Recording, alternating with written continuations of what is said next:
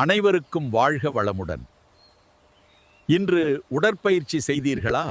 இந்த டிவிஎம்மில் இணைந்துள்ள அனைத்து அன்பர்களுக்கும் இனிய காலை வணக்கத்தையும் வாழ்க வளமுடன் என்ற மனமார்ந்த வாழ்த்துக்களையும் கூறிக்கொள்கிறேன்.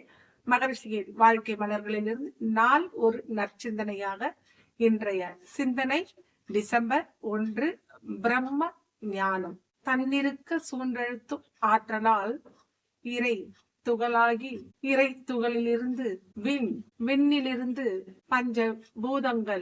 பஞ்சபூதங்களிலிருந்து ஓரறிவு தாவரமான ஐயறிவு விலங்கு வரை வந்து 6வது அறிவு படித்த மனிதன் வரை தோற்ற பொருட்களாகவும் இயக்கங்களாகவும் அனைத்துமாக இருப்பது எது என்றால் அந்த இறைவெளியேதான் கடவுள் என்றும் பிரம்மம் என்றும் நாம் மகரிஷி கூறுகிறார். இறைவெளியே தன்னிருக்க சூழ்ந்தெழுத்தும் ஆற்றல் அப்படின்னு.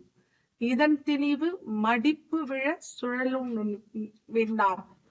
இறைவெளியானது மடிப்பு விழுந்து அதில் ஏற்படும் முதல் விண் நிழல் விண். அந்த நிழல் விண்ணேதான் கரைசலாக மாற்றம் பெற்று காந்தமாக மாறுகிறது.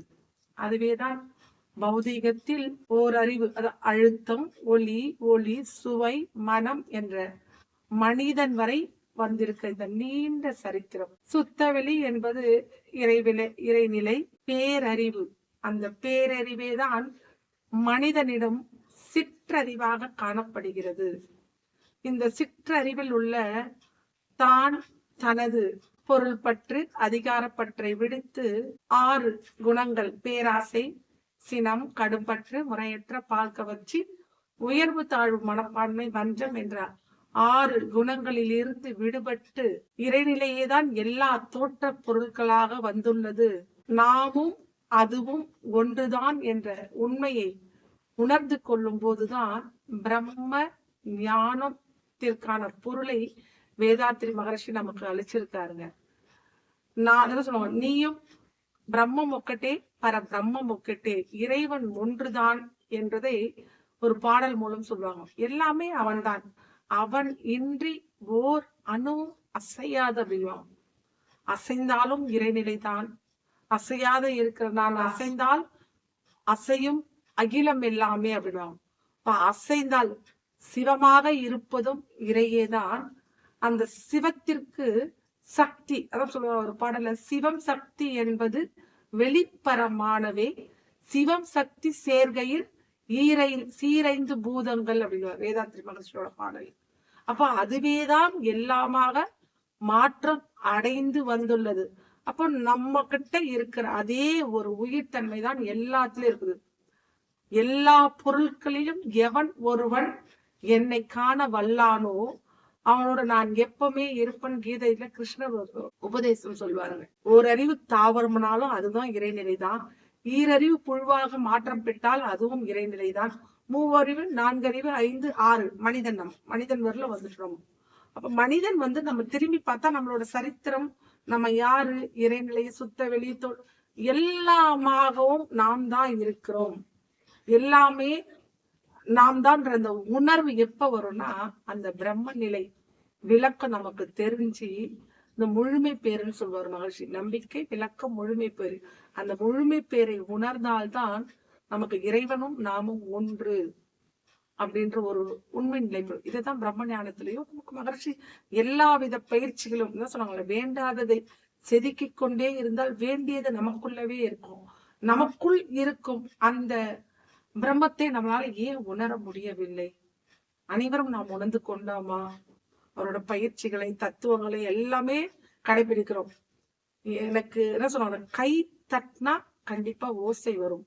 நான் கை தட்டுவேன், எனக்கு ஓசை மட்டும் வரக்கூடாது அப்படின்றது சொல்ல முடியாதுல்ல. அதே மாதிரி நமக்கு அடிச்சா வலிக்கும் அப்படின்னு ஒரு உணர்வு இருந்தா பிறருக்கு அடித்தாலும் அந்த உணர்வு நம்ம கிட்ட இருக்கணும்.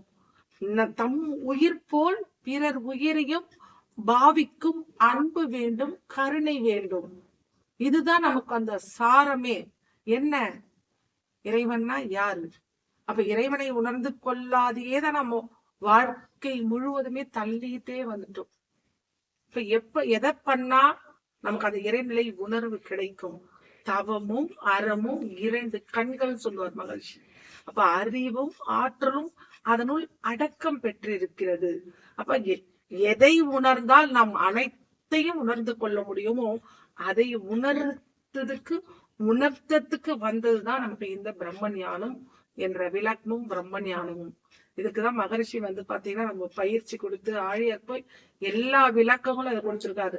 என்ன சொல்றதுங்களா, மனிதன் ஏன் வெவ்வேறா இருக்கிறான், செயல் விளைவுனா என்ன, மனிதர்களும் வேறுபாடு ஏன், பாவம்னா என்ன, புண்ணியம்னா என்ன, அன்புனா என்ன, கருணைனா என்ன, குடும்பம்னா என்ன, பிரம்மச்சரியம் சொல்லுவாருங்க. எப்படின்னா இதுல இருந்து விலகி போயிட்டு நம்ம தவம் பண்ணி இறைநிலையை உணரலாம்னா கிடையாது. குடும்பத்திலேயே இருந்துகிட்டு எல்லா பிரச்சனைகளையும் இருந்துட்டு அதுலயே நம்ம இறைநிலையை தேடுறோம் பாருங்க. அதுலதான் விட்டு விலகி போதல் அல்ல வாழ்க்கை.